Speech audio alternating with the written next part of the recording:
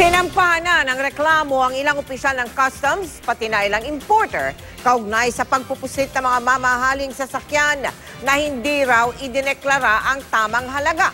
Nakatutok si June Veneracion. Makaraan ng 3 buwan mula nang dumating sa Port of Batangas ang 14 na umano'y smuggled na mamahaling sasakyan na ito mula United Arab Emirates na nagkakahalaga ng 145 million pesos.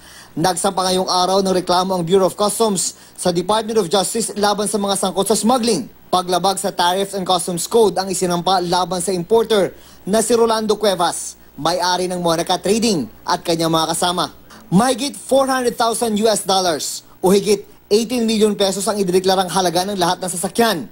Pero nang suriin ng Customs, $1.1 million pala ang halaga o higit 50 million pesos. Kung hindi napigilan ng smuggling, halos 80 million pesos na buwis ang nawala daw sa gobyerno. This is a warning to the people that we are watching the port.